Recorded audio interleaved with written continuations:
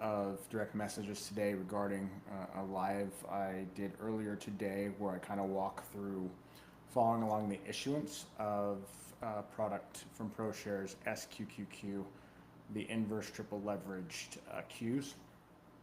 They wanted me to walk through kind of how I came up with my methodology and kind of following along the issuance and seeing how profitable it was. So I thought I'd just kind of do that right now. So to start out, you can pull up that information from ProShares itself.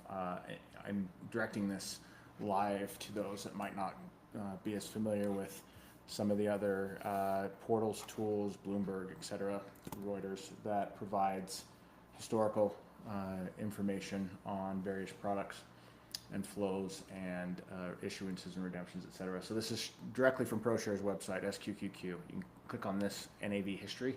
When you do, it's going to pull up a spreadsheet.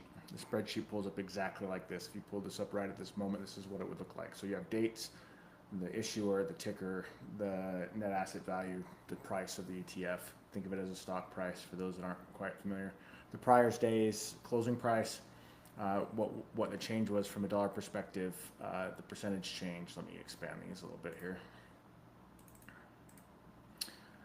The number of shares outstanding, this is every thousandth share here, so the true number is 1,000 times greater than this, and then the assets under management. So just to make this a little bit easier to see and understand, since there's a lot of numbers here, we're just going to kind of convert this spreadsheet real quick to usable to follow along, and then assets under management. So for the shares outstanding, I'm going to insert a column here. We're going to look at the actual numbers of shares outstanding. So it's equals this times 1,000.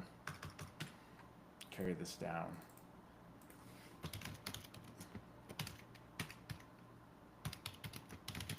So that's the total number of shares. So as a recap, we can follow along the issuance of this product and bet against it. So the spreadsheet comes out on any given day after the market close. We can use the information from the previous day's market trading to actually trade in the future. That only works, in my mind, and very likely, if my original claims that these products are mathematical, constructed fraud, that my premise that these products are only in existence to take money out of investors' pockets and into the issuers and their Wall Street counterparties, distribution chain, swap counterparties, etc. So I'm not going to go over that again. You can watch the previous video. So in column K, I'm just going to do the delta change, so delta shares. We need to look at the day over day change in shares. So we use what the current days is. The last trading day was Friday. Shares outstanding minus the day before to see a change. We see that 6,400,000 shares were issued that were not in existence on 5/1, but then were in existence in 5/2. So we're going to make a slight assumption. We're going to look at the cash flow. How much cash is ProShares receiving in as they issue these shares? So we're just going to take this number and I'm going to times it by the prior day's NAV. So there were 6,400,000 more shares on 5/2 than there were 5/1. We don't know exactly the price that those shares were issued. Safe assumption to use throughout this model and what I use is just the listed price from the prior day close. So we'll just use the prior day's close of 29.97 here. This gives us the aggregate issuance on a daily basis. So we can see, I'll just take off these extra zeros here. 191,778,000 of this product was issued on 5/2. I mentioned in the previous video that it's quite interesting that as this product kind of bottomed, we'll call it hereabouts let's see, yeah, hereabouts the 9th, you can see the aggregate flows of these products are actually another $1 billion of issuance, 1.2 billion. When you look at the asset under management now, that's only $3 billion. You start wondering to yourself, wow, we have 40% of all shares that have ever been issued in aggregate issuance of this product have been issued over this short time period. Of course, that's not quite true because this product declines in value and it's a continual issuance. So I'm saying we can take advantage of that for our benefit. Once again, I'm specifically talking about SQQQ. Right now, if you're going to do a full analysis, you need to look at all products, not just for ProShares, but you can also throw in Direxion, Granite Shares, Bank of Montreal. If you want to really go back and kind of hunt, you can go back to the old school days and look at the beautiful products that were the Credit Suisse leveraged GTNs. Those decayed. I wish products decayed as fast as those. Those are beautiful to trade. So the question is, what can this tell us? So this is the cash. I'm just going to call it cash in versus cash out. So when we see a 191 here, we're seeing 6 million shares, issued at around a price of the prior day's close. $191 million comes into ProShares. So we just think of that coming into the system versus what's going out.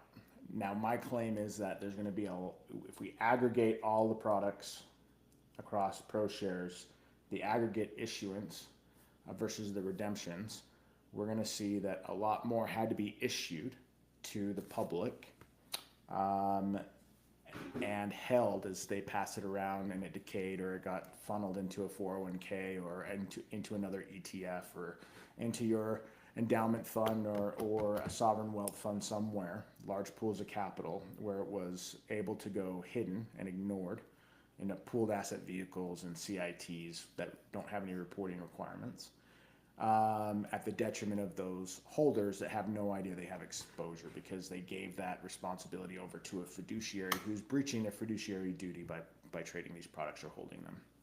That's the one characteristic of my original SEC whistleblower complaints that the SEC has actually taken any action on. Very light action, only a few times, but it's the only thing that they seem to have enforced in any measure, absolutely any measure. So if we look at that, we can do some quick analysis. So if we look at column L and we just highlight all the cells, we see a sum here, $17 billion of net issuance. So that's the excess of what they were issued for versus redemptions. We also have an outstanding, I think like an accountant, my minor is in accounting, we have an outstanding liability of, so we have $17 billion net that has come into ProShares on the side of Wall Street. We also have a liability. Those liabilities are the current shares outstanding times the current NAV, which is $3 billion. 17 minus 3 is $14 billion of profit. I'm saying we can follow along with that on a daily basis, and that over time, because of how these products are construed and just the basic assumption that Wall Street wouldn't have created these products unless they were wildly profitable, and if we humble ourselves and just say, I'm just going to do what Wall Street's going to do and have a similar profitability as them, we can follow along. Obviously, we don't have billions of dollars to play with. So in a previous video and in the live I did this morning, I simply said, let's scale this back to 1/100,000. That's what I do personally of the amount of issuance. So I released a video in early March called The Day Late Dollar Richer that outlined this without I gave the same detail, but I've gone into it a little bit more here. So if we look at this 6 million shares on this day, because it's issuing, we would have sold short those shares. So we would do it 1/100,000th. As I'm saying, you can do it 1/1,000,000th, but you keep it proportional to the issuance that the issuers are doing across all products, and you'll be wildly surprised at how much money you make. Your return, your risk profile, the beta, everything else of that nature, you'll be wildly surprised, but I'll let you do that on your own. I've also listed the results in a book I've published if you're interested. So take this number divided by 100,000. We have 64. So this information came out after market close on Friday. It's 5/4 right now. May the 4th be with you. So Monday morning, tomorrow, I will be shorting an additional 64 shares of this product. I've been doing this since the 12th of March for public's view, which is after the video was published and my book was published beginning of October. This information was provided to the SEC a year before that, so it's been an extensive amount of time to look back or to test going forward. So on 3/12 to present, if we sum all these up, we should have about 422 shares, give or take. Sorry, the 18 was when I started here. It says the 11th, but I looked at it a day late, so the information from the 11th I traded on the 12th. I hope that makes sense. So should have minus the 64 here. Sorry, let's give you the exact number because we're going to go validate on a dashboard we created. So 440. I round up each day. I actually have one extra share. So we're going to go to dashboard. So my team and I created a dashboard that we're going to allowing the world to follow this on a daily basis. If you don't want to pull up a spreadsheet and calculate it for yourself, or risk your own money in trading it. So it's at fraudresearch.com. Models, daily dollar richer. Just looking at SQQQ, it is the most profitable product from a dollar perspective out of any current product in existence. When the SEC pulled back on the amount of issuance for VXX, which you should actually look, the issuer of that ETN note, which decays so rapidly, 70% per year, had received approval from the SEC to issue 25 billion. They overissued by 17 billion, give or take a billion. Don't quote me exactly, but rough estimates. SEC fined them, obviously, but I mean, if you're an issuer and you're issuing something that goes down by 70% per year, you issue $100 worth, and you make 70% on your money every time you issue a year later, on average, is quite a beautiful mechanism to have funneled away into accounts and let them decay with, you know, in advisory accounts where those that are receiving the exposure, that are losing money, hand over fist, have no idea. So that's one of the products the SEC has actually taken some type of an action on. Later this week, I'll release a defined contribution plan that has hundreds of millions of exposure over many, many years in dozens of these products, which breach fiduciary responsibility, also violate ERISA rules and guidelines, and the warnings in the prospectus. So I would have to assume the SEC is going to actually do something on that one. Hopefully it's a very large company that has a lot of employees, 123,000 employees. And when you're messing with people's retirements publicly, politically, it becomes more of a big deal. So I think the SEC is actually going to get off their ass and do something for that one. Hopefully the media does as well. Hopefully those who are affected care much about their retirement as some random guy named Rob does. But we'll see that happen quickly. So looking at, you know what? I didn't share my screen. Funny. Whoops.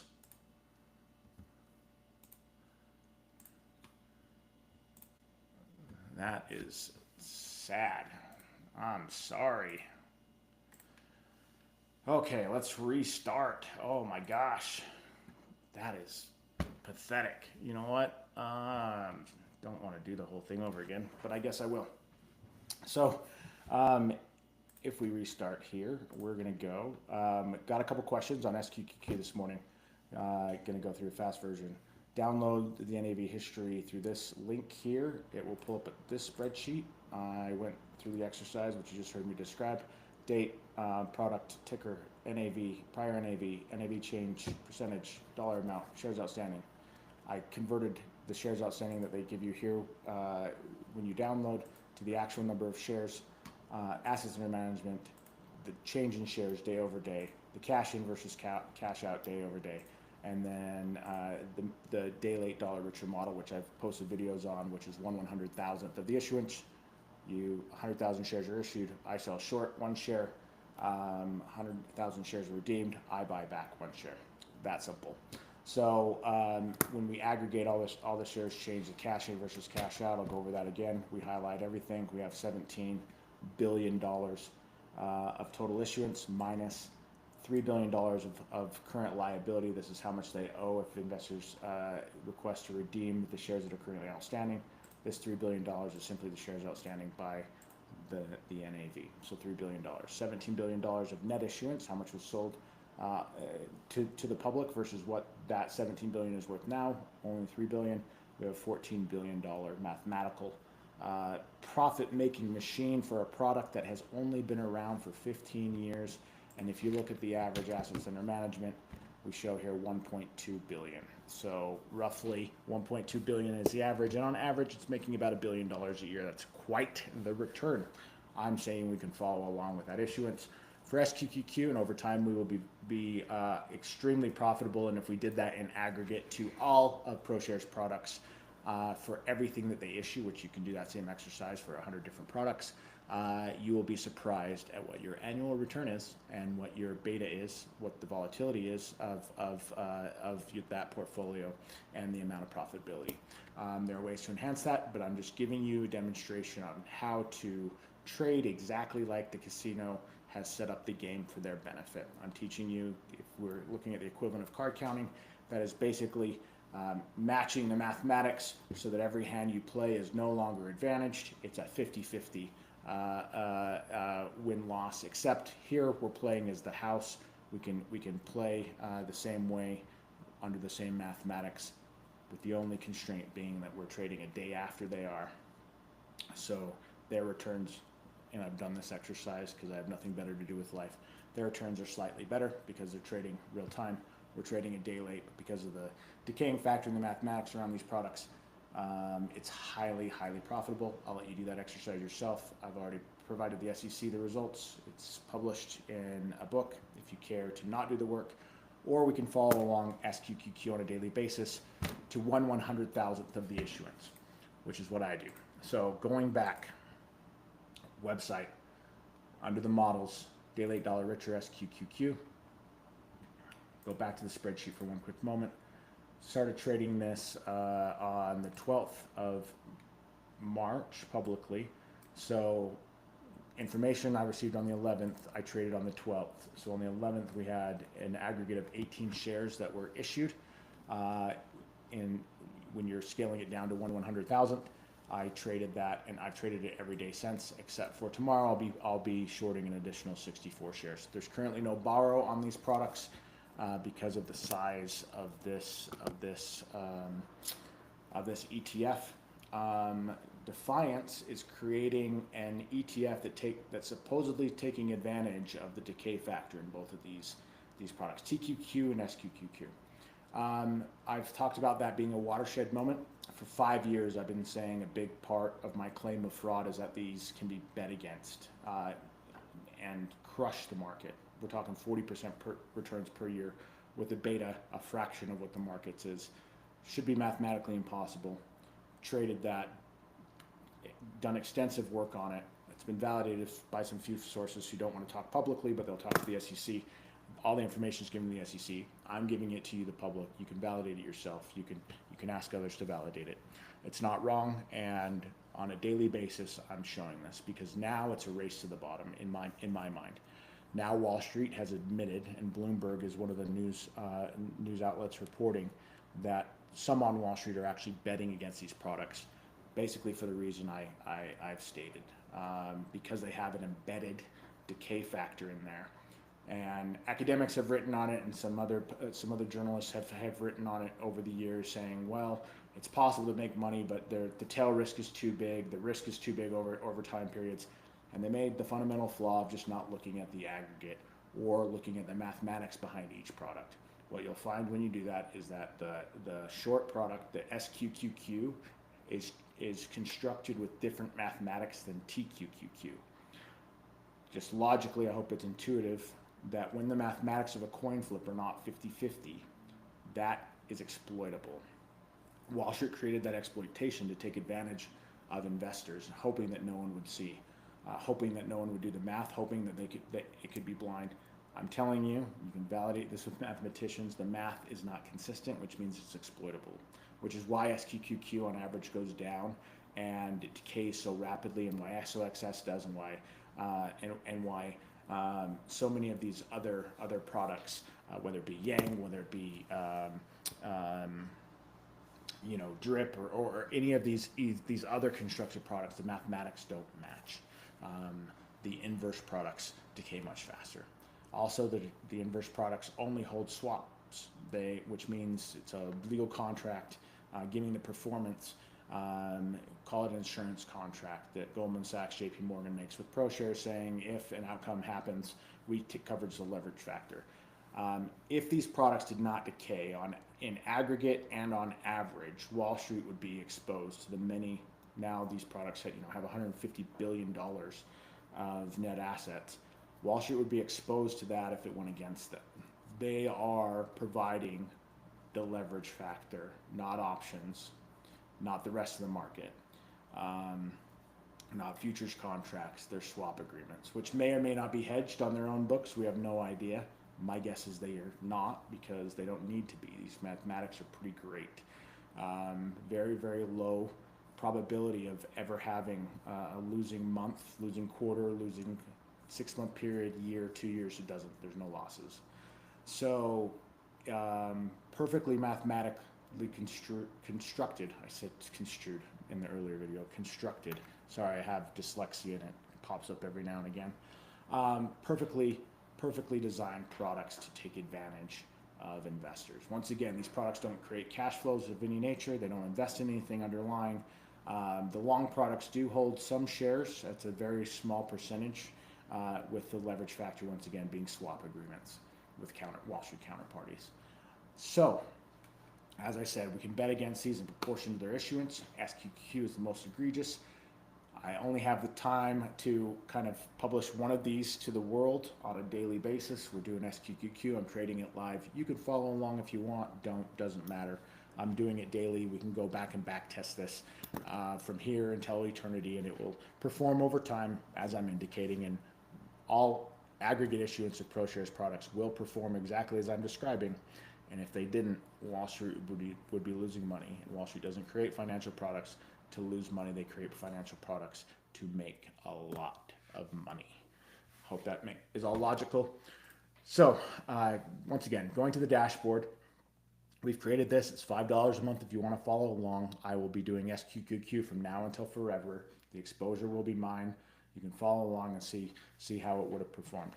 So we can see on divided here between short and long positions. Some days there are redemptions, some days there are issuances. Here's the 12th, 18 shares like we showed you every single day since. You can see what the cost basis was. I'm not trading first thing in the morning. I'm not trading at the close. I'm waking up and I'm trading. I check and see what the issuance was, and I trade 1/100,000 of it daily. No rhyme or reason as to what time of the day. I'm not taking it that serious. It's not a lot of money, but the returns are pretty significant.